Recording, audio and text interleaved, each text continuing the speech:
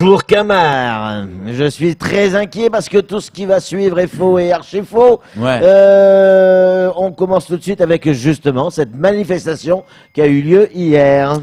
Exactement. Alors, la mobilisation, drapeau bleu, blanc, rouge, la Marseillaise, les drapeaux tricolores étaient de sortie, certes, sauf que le mouvement lui-même était en berne. Non mais c'est vrai, les drapeaux on les voyait, sauf qu'on voyait pas les manifestants. Voilà, donc c'est un peu galère quand même. Non, c'est un peu malin quand même. Alors, oui, on voyait plein de drapeaux, mais on disait, mais excusez-moi, qu'est-ce qui se passe? Parce qu'il y avait des embouteillages quand même, hein. Il y avait les forces de l'ordre qui bloquaient un peu partout, les axes du rond-point Passau par exemple, mais on voyait pas mais ils sont où? Et le mec au commissariat, il appelait son RG, hein, vous savez. Oui, Philippe. Son RG. Ouais. Oui, Philippe, Tango, Algo, dis-moi, combien ils sont? On a vu le RG qui a pété de rire. Tango, Algo, l'aigle est mort dans la cage. Je répète, je confirme, l'aigle est mort dans la cage. Donc, du coup, non, il y avait personne. Et puis, c'est vrai, on s'est dit, après, on regardait les Sorodas et en même temps, on regardait le visage des policiers, tu sais, qui se disaient, ah, finalement, on a compris, hein. Les Mahorais sont les meilleurs. Ils ont le Guinness des records pour aller pleurnicher sur Facebook, hein. Ouais, c'est les meilleurs. Ils ont alors là-dedans, franchement, oui. Parce que même, et donc, du coup, oui, je reviens un peu sur ce mec qui nous ont dit, oui, vous mendiez le drapeau bleu, blanc, rouge. J'ai dit, mais attends. Je m'imagine, moi, dans le métro parisien.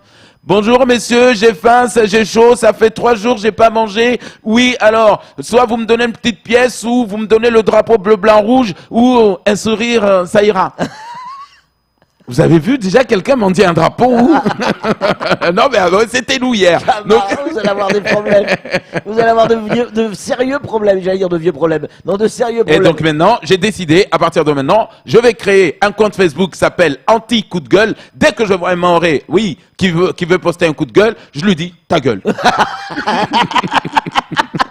Allez, on enchaîne. On l'a reçu hier. C'était la venue du nouveau vice-recteur, Gilles Albout. Oui, le vice-recteur, il est venu. On l'a vu. Aïe. C'est vrai que sur les photos, enfin, avant de le voir, en vrai, en chair et en os, on pensait qu'il était le grand machin. Non, ça va. Tu vois, il est pas si impressionnant que ça. Ouais. Mais en tout cas, on l'a vu en chair et en os. Ah, par contre, on va tout de suite rassurer Rivo. Non, monsieur Albout n'a pas de boat. Non, monsieur Albout n'habite pas au Caribou. Ok, Rivo? Donc là, je pense que les choses sont claires. Voilà, dès le départ. Voilà. Maintenant, on va voir ses plus affinités. D'accord? Donc, oui. Donc, alors, oui, on a regardé son CV encore une deuxième fois, mais ce mec, il est incroyable. Ouais. Le mec, il est pas, genre, c'est pas Molière, hein, c'est pas Victor Hugo, hein, genre, c'est pas un vieux de la vieille. Non. Il est jeune, mais il a tout fait dans sa vie. Chercheur en mathématiques, même l'algèbre a peur de lui. L'algèbre a peur de lui, je vous assure. Et on a fouillé comme ça tout son entourage, on a posé quelques questions. Toute la famille est mathématicien. Oui, c'est pas possible. Même sa femme. Oui, même sa femme est mathématicienne, mais c'est un truc de dingue. Et d'ailleurs, il paraît qu'à la maison, en fait, il s'exprime avec des théorèmes. Ouais, genre, il s'occupe de son fils, comme ça, Jean-François. Alors, quand on fait des cookies, alors, on prend la racine carrée, théorème de Pythagore, on baisse la farine, on fait pi fois 3, 14, donc on mélange avec du beurre, 400 grammes de sucre est égal, vous divisez par... Et donc son fils, il comprend. La femme de ménage qui va aller là-bas va souffrir. J'espère que la femme de ménage sera mathématicienne, parce que si elle va chez M. Albout, le vice-recteur, on va lui dire, alors... Écoutez Zainaba, la serpillère, quand on plonge dans l'eau, il faut mesurer le litre d'eau fois la masse au poids. Donc ça va... Allez, on enchaîne. Dominique, il repart serein. Hein. Ah oui, il est venu serein, il s'en va serein. Le préfet de Mayotte s'en va. Depuis hier soir, la nouvelle est tombée. Il y a des gens qui n'ont pas mangé. On est tous inquiets. Voilà. Excusez-moi parce que c'est l'émotion. Ouais, non, mais... Et il paraît que hier, quand on l'a appris comme ça, Le Conseil des ministres l'ont appelé, donc Madame Annick Girardin, la ministre, s'est donné cette tâche lourde de lui annoncer, voilà, Dominique, voilà, c'est fini. Voilà, vous allez partir.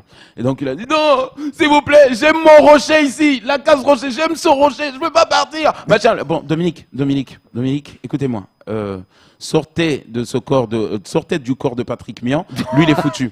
Lui, il est arrivé là il y a 15 ans et il est resté. Donc, sortez de ce corps, d'accord? Quittez ce pays. Laissez Patrick là-bas mourir en paix. Donc, voilà, vous devez quitter ce pays. Mais nous, ici, on s'est posé la question, mais qu'est-ce qui va devenir le pauvre Étienne? Qu'est-ce qu'ils vont le faire? Et moi, on lui a dit, toi, tais-toi. Et moi, qu'est-ce qu'on va me faire? Comment on va me manger? Qu'est-ce que je vais devenir? Donc, il boude depuis hier soir, Étienne Guillet. Parce qu'il sait pas. Ben oui, attends, les deux faisaient la paire. Ouais. Donc, il sait pas trop ce qu'il va devenir et tout. Et l'autre, il s'en va, et lui, il va faire quoi? Et donc, depuis hier soir, on a essayé de l'appeler. Et dès qu'on l'appelle, il se met à chanter, Étienne Guillet. Ah bon? Oui. Il chante. Et je l'ai appelé hier soir et direct il a pris le micro, je sais pas il a trouvé où ce micro là-bas à la préfecture, mais il est là, Monsieur le préfet, je l'entends crier de son salon, Monsieur le préfet, je te survivrai dans le Morbihan, je te survivrai. Et après on lui a dit, Étienne, c'est pas dans le Morbihan qu'il va, il va en Polynésie. Je te survivrai à Papeete. On lui a dit, calmez-vous. Allez, on enchaîne avec pétition qui fait pas forcément recette, mais contre les fumées. Exactement, une pétition a été lancée, une pétition pour empêcher Enzo Recyclage de rouvrir et de reprendre, alors que Enzo était venu dans il a dit, ouais, on est prêt à reprendre demain. On est prêt à reprendre demain. Parce que Enzo, il habite maintenant, depuis qu'il est là-bas, il a pris l'accent de là-bas. Oui, si les pompiers nous disent, allez-y, nous on reprend. Alors la pétition, moi j'ai regardé la pétition. Il y a des gens qui habitent dans la commune de Kungu qui veulent qu'on fasse dégager Enzo dans la commune de Mamoudzou. C'est pas fou ça. Les gens qui sont au Vallon là-bas là. C'est plus Mamoudzou, on vous signale. Hein. Là-bas, c'est Magicabo, hein, c'est Kungu. Hein. Donc, les mecs qui sont à Kungu, excusez-moi, est-ce que vous pouvez me dégager un mec qui a pas sa Maïti? Moi, je suis à Bandrabois. Parce qu'il a fait un feu de boulet le week-end dernier. Ça m'a emmerdé. Hein. Moi, je suis asthmatique. Je vous signale. Hein. D'accord? Et donc, du coup, on s'est dit, mais attendez, on va vérifier. Mais on est allé voir les mecs qui ont signé la pétition là. Ouais. Et dis-moi, là où tu habites là, à qui appartient cette terre là? Ça a été titré ça? Ouais, ça a été titré par notre père, le conseil départemental.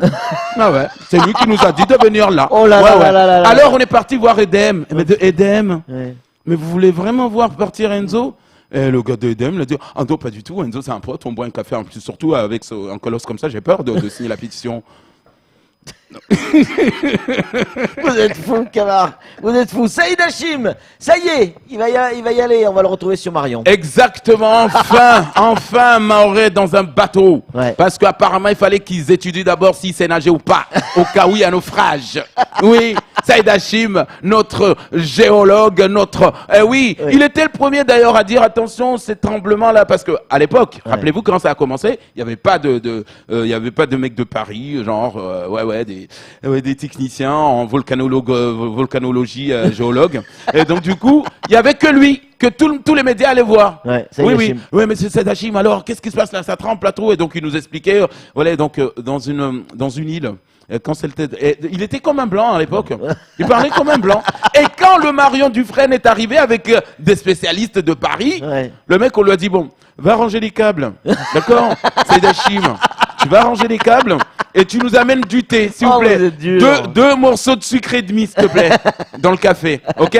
Donc, du coup, maintenant, on nous apprend que, vu que Dominique Sorin s'en va, il a quand même dit, parmi les derniers trucs qu'il va faire à Mayotte, il a dit, s'il vous plaît, amenez-moi ce black dans ce bateau pour qu'on puisse en finir, que je sors avec les honneurs. Voilà. En tout cas, Saïd Hachim, mais ça c'est une vraie info, il va aller sur le Marion Dufresne et c'est plutôt une bonne nouvelle. Merci beaucoup, Camar, pour ce faux journal. Vous le savez, tout ce qui a été dit est faux et archi faux.